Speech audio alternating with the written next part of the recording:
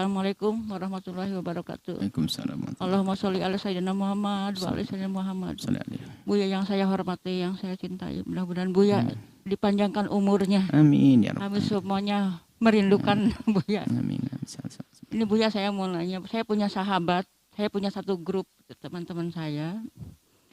Nah, itu sama-sama sendirian gitu. Dia ingin ingin berumah tangga gitu Buya. Jadi teman saya tuh dua-duanya sendiri gitu, bukan punya istri gitu, punya suami enggak, sama-sama sendiri. Cuman anak bapaknya itu tidak ada yang setuju bahwa bapaknya itu menikah lagi, sampai ngancam, mengata-ngatakan yang kurang baik lah Buya. Baik itu ada teman-teman juga yang nengok, misalnya dia sakit atau silaturahmi ke rumahnya, dikiranya disuruh sama si calon istrinya. Sampai mengatakan yang kurang bagus Buya, dikatakannya itu kata-kata setan itu ada, gila itu ada sama temennya gitu, sama calon ibunya gitu, sampai berantem lah, ramai gitu Buya. Nah terus dibawa juga ke sini Buya, ke Al-Barjah. Si bapak itu ikut pengajian di sini juga, kadang-kadang hari Senin malam Selasa juga ikut di At-Taqwa. Dianya marah lagi, nggak usah dibawa ke Buya katanya gitu. Buat apa ke sana? Bapak saya suruh di rumah aja. Saya tidak mau punya ibu kamu katanya gitu. Gimana Buya untuk selanjutnya, apa bapak itu harus nurut sama anak atau anak harus berbakti sama orang tua? Ke bapaknya aja beraninya banget gitu. Bapaknya satu kata, dianya 10 kata. Sampai nuding-nuding ke bapaknya gitu. Tidak ada hormatnya untuk orang tua tuh, nggak ada Buya. Mohon penjelasannya. Bahkan cucunya juga ada mondok di sini Buya. Setelah itu alhamdulillah Buya, bapaknya itu jamaah Buya lah, insyaallah. Assalamualaikum warahmatullahi wabarakatuh. Assalamualaikum warahmatullahi wabarakatuh. Pernikahan itu ada yang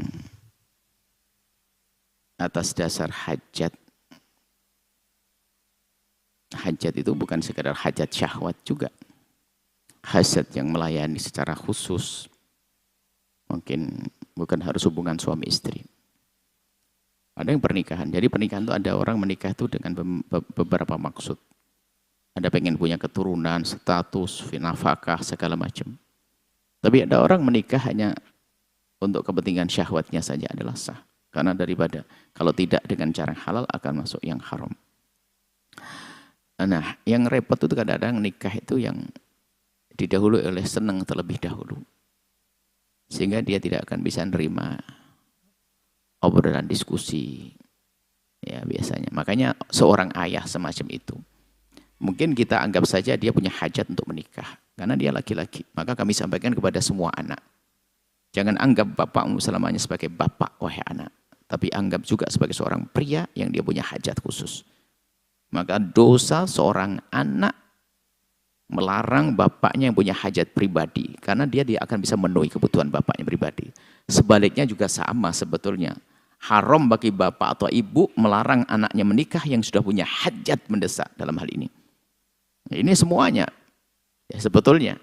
Bahkan sebagai seorang anak wajib menikahkan bapaknya jika dipandang dia punya hajat ke sana untuk menjaganya dan seterusnya. Sama. Ini sebetulnya hukum itu sama.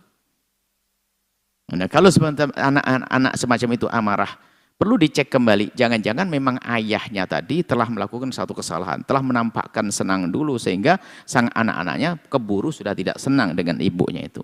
Seandainya diganti sama yang lainnya, oke atau tidak, kan begitu. Sebab kadang-kadang seorang anak terlanjur pandangan pertama dengan calon ibunya sudah nggak senang karena salah ayahnya memperkenalkannya. Tiba-tiba ini calonnya mungkin mohon maaf telah berkomunikasi dan seterusnya. Bisa menjadikan seorang anak itu nek. Sehingga susah menumbuhkan cinta. Ya jangan dipaksain. Bisa saja dengan yang lainnya. Atau katakan kepada anak-anak semuanya. Anak aku punya kebutuhan khusus nak. Aku perlu, sudah. Pilihkan siapa anak kira-kira menurut kamu. Jadi kadang-kadang anak perlu diajak bicara. Perlu diajak diskusi. Ya. Apalagi mereka latar belakang agamanya tidak ada. Apalagi melarang dan sebagainya. Apa urusan? Oh, dia hajat pribadi. Syahwat pribadi.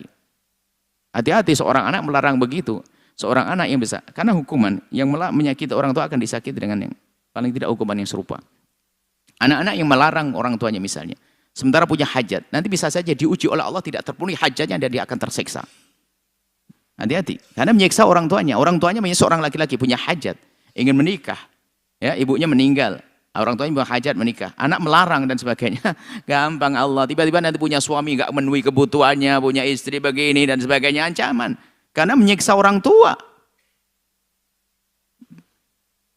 Tapi kalau anak, masalah ibu, apalagi ibu cerai misalnya, ibu cerai sudah menikah lagi, atau ibu sudah meninggal dunia, dan dia sudah di tempat yang mulia, anak seperti itu masuk. Jangan dilarang yang demikian itu, wahai anak. Apalagi dengar ceramah Buya ini lalu Anda tidak senang, lalu mau apa? Ini demi kebaikan buat Anda kok, wahai anakku. Cuman orang tua itu yang benar juga, kadang-kadang nikahnya tuh ngawur. Asal perempuan yang mungkin perilakunya tidak menyenangkan bagi sang anak, nah ini berarti ngaco orang tuanya. Jadi kita perlu koreksi semuanya. Kalau sudah benar caranya. Tapi sebagai anak Anda jangan larang. Ingat, jangan seksa orang tua dengan. Sampai begitu pentingnya masalah pernikahan. Seorang anak gadis yang sudah ketemu sekufu dengannya. Seorang bapak melarang menikah, wali-wali adil, dia dosa dengan larangannya itu. Sehingga sampai diizinkan dia pergi ke hakim untuk dinikahkan sama hakim. Tanpa persetujuan orang tua. Karena ini kebutuhan pribadi, nggak bisa diwakilkan ke siapapun. Kalau pintu halal tidak dibuka, pintu haram akan kebuka. Nah ya. Ini hati-hati, makanya sebagai kita perlu wawasan. Terus seorang anak melarang bapaknya semacam itu sampai mencaci maki, dosanya double. Sudah nggak memenuhi kebutuhan ayahnya, dan tidak mungkin seorang anak memenuhi kebutuhan ayah urusan hubungan suami istri. Haram kan tidak mungkin, nikah juga nggak mungkin dengan anaknya. Nah, maka kemudian setelah itu mencaci maki, tunjuk-tunjuk, nasib tuh, nasib buruk tuh sang anak. Dan ingat, hukuman Allah sangat dekat dengan orang yang durhaka kepada orang tua. Hukuman Allah sangat dekat kepada orang durhaka kepada orang tua. Hukuman Allah sangat dekat dengan orang yang durhaka kepada orang. Nyakiti orang tua. Dia punya hajat, orang tuamu punya hajat. Kamu larang-larang. Hati-hati. Nasib sengsara urusan hajat pribadimu nanti. Hati-hati. Orang tua kok. Ini bukan masalah ancaman-ancaman, tidak. Tapi orang tua juga yang benar kalau nikah lagi anak-anak asal. Asal perempuan semuanya ini, nggak bisa begitu. Apalagi di saat menikah berubah dengan anak-anaknya. Ini nggak benar, jadi semuanya perlu koreksi. Hati-hati ya. Dan juga wahai para orang tua sekaligus ini yang perlu diselesaikan. Orang tua, jika anakmu sudah pernah berbicara tentang pernikahan kepadamu, jangan kamu larang. Cuman kadang orang tua ya juga tidak cerdas amat, kalau bilang dungu juga enggak. Tidak cerdas apa ya. Selesaikan dulu kuliahmu. Masya Allah. Sementara hari ini hari rusak. Dia sudah berdua kemana-mana dan sebagainya. Akhirnya betul seorang anak jadi sarjana ekonomi plus pezina. Bapaknya melarang. Tolonglah wahai para orang tua. Ini hajat pribadi, ini kadang-kadang hari ini mendesak. Anda yang sudah tua, mungkin syahwat Anda tidak sering tumbuh. Ini sang anak masih seger-segernya, sering syahwat. Jangan samain dengan Anda yang sudah tua renta. Makanya saya pada orang tua yang merepotkan pernikahan anaknya itu perlu saya tegasi. Ini lihat keadaan hari ini. Bukan seperti Anda dulu waktu Anda muda, zaman apa? Zaman dulu nggak ada godaan-godaan. Televisi nggak banyak, ini yang banyak Pak Lurah saja. TVRI, godaan nggak ada. Hari ini godaan besar. Semuanya harus diselesaikan nih problem ini. Problem perzinahan ini. Hina. Jauhkan diri kita, anak kita, keluarga kita dari zina. Maka untuk menutup pintu haram caranya adalah buka semudah-mudahnya pintu halal.